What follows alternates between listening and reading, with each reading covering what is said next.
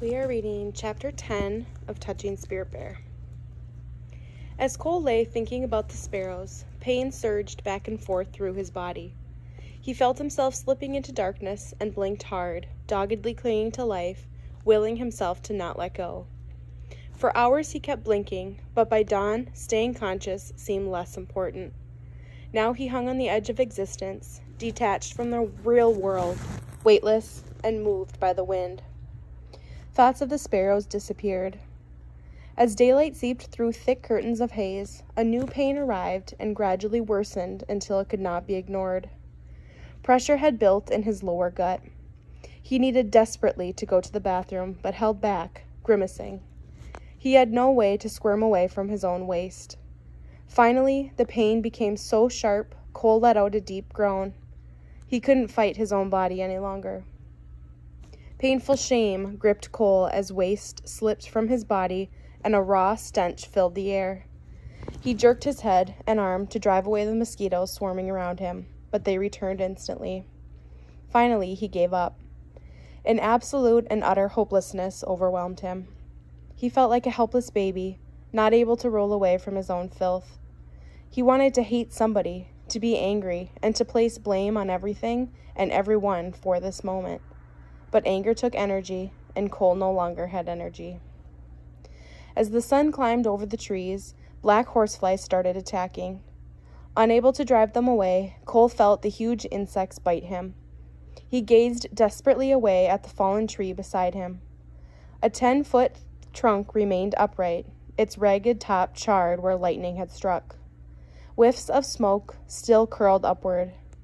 Beside the trunk lay a tangle of broken timber. Cole watched the birds flitting among the downed branches, feeding on bugs and worms. For them, the storm was over and life continued.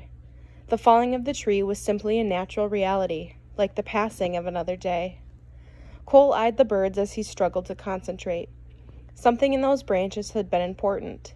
His gaze wandered to the ripped-up grass under the splintered branches and crushed boughs. What had been so important in that maze of destruction? He spotted a small, brown, fist-sized clump of twigs not 10 feet away. The nest. That was it.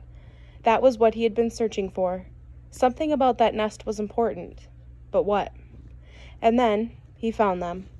First one, then two, then a third and fourth. 4 lifeless baby sparrows scattered in the short grass where they had been thrown from their nest. Matted fuzz covered the twisted little bodies. 2 had died with their big yellow beaks open, as if searching for food. The other 2 lay facing the nest, their necks reaching out. Even in death, the sparrows had strained toward their nest. They had tried to make it back to the safety of their home. Cole envied the dead sparrows. He had never really known any home.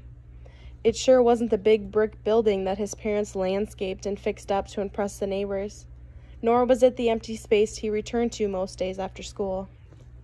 Even before Cole's parents' divorce, he had always wanted to run away from that place. As Cole stared at the tiny bodies, sadness flooded through him. The sparrows were so frail, helpless, and innocent. They hadn't deserved to die. Then again, what right did they have to live? This haunted Cole. Did the birds' insignificant little existences have any meaning at all? Did his? He watched one solitary gray sparrow hopping among the broken branches near the nest. Well, where was this mother? Was she looking for her young? Cole licked his cracked and dried lips. At least the babies had a mother to search for them. Nobody, not even a scrawny gray bird, was looking for him. Cole's eyes grew moist. He couldn't stop thinking about the tiny birds strewn in the grass. Had they suffered before they died? Or did their fragile existence just suddenly stop? And what had happened to their energy when their hearts quit beating? It didn't seem right now that maggots would eat their bodies.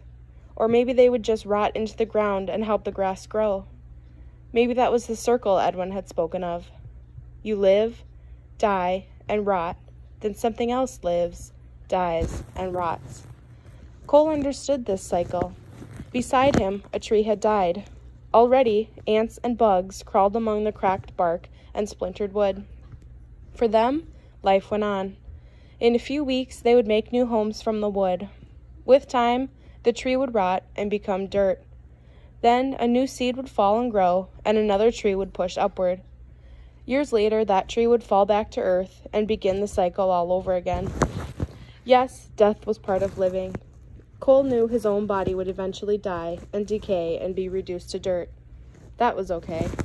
That was how the world worked. But how had the world benefited from him living? Was he no better than a tree or some weed? Was his life just fertilizer for the soil?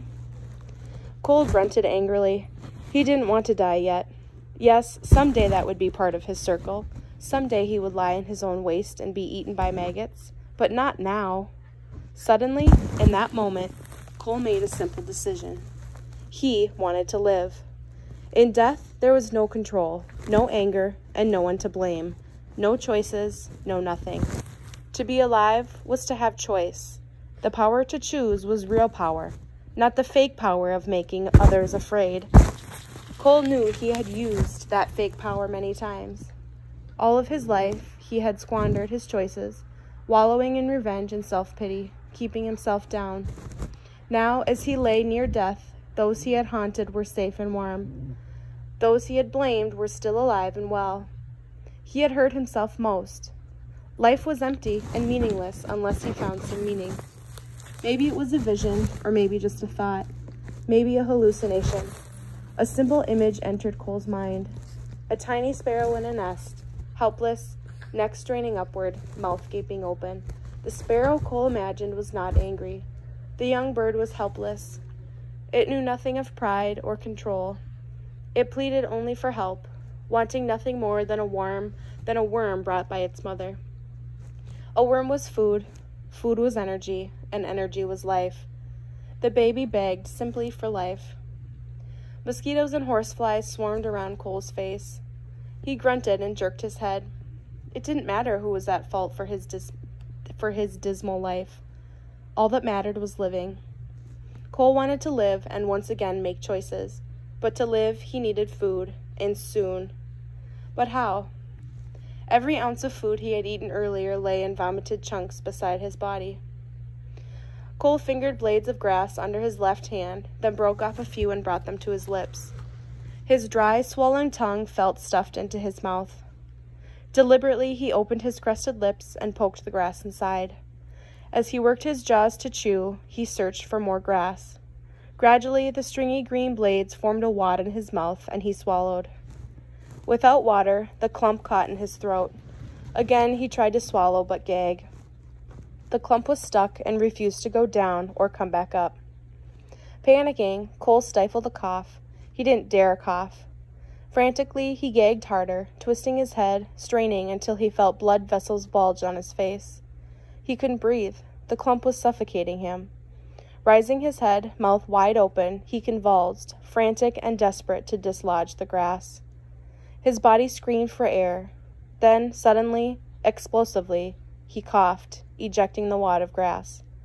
Violent pain, like the claws of the spirit bear, ripped at his ribs. Cole gasped and clenched his teeth, hugging his side with his left arm while his head swam in a fog. A long, grueling minute passed before the pain eased and he dared allow a shallow breath to seep past his lips. Sweat beaded his forehead. When he opened his eyes again, he glanced around and found the stringy lump of grass on the ground beside his chest. He stared. What other choice did he have if he wanted to live? Reluctantly, he picked up the wad and returned it to his mouth. This time, he chewed a very long time before swallowing.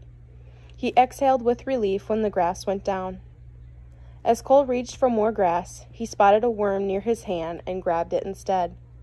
The long worm bunched up and squirmed to get free, so he brought it quickly to his mouth and poked it safely past his cracked lips.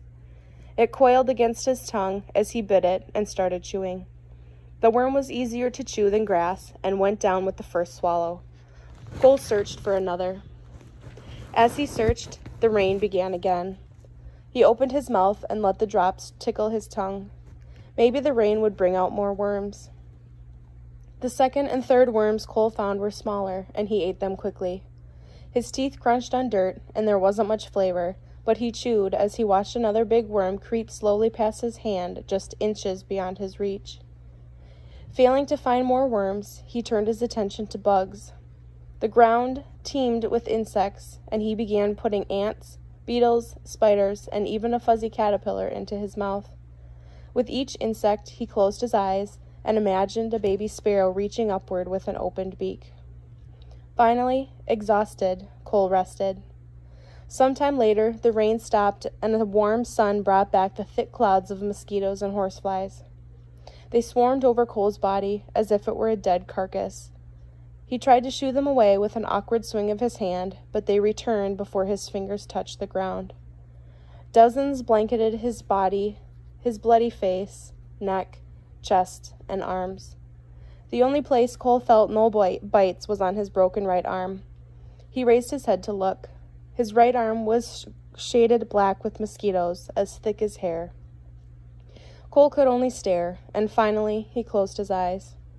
In the darkness, he still felt the sharp bites of the horseflies, and he felt the mosquitoes, dozens and dozens of tiny pins pricking him, sucking at him, leaving their itchy venom behind. If only he had the towel blanket for protection. He had no idea where the blanket was. How could he have ever tried to burn it? It would have protected him from the cold, the rain, the wind, and the insects. It might even have protected him from himself. Cole lost consciousness again. Hours later, drifting awake, Cole became aware of a tickling sensation on his left arm. He opened his eyes to find a small gray mouse perched on his elbow, working its way toward his wrist. It stopped every step to poke a whiskered nose about. Cole lay motionless as the skittish mouse ventured across his forearm and sniffed at his wrist, then inched onto his upturned palm. Cole held his breath. He would only have one chance. Catching this mouse would be better than a dozen worms or 100 bugs. The mosquitoes had not slowed their feasting. Hundreds covered Cole's exposed skin, their tiny torsos swollen with blood. Several landed on his eyelids, and Cole blinked to drive them away. He dared not move his hand to swat at them. Focusing his gaze on the mouse, he waited for it to take one more step. It moved its whiskered head back and forth with jerky caution, then stepped forward. Cole clamped his hand closed.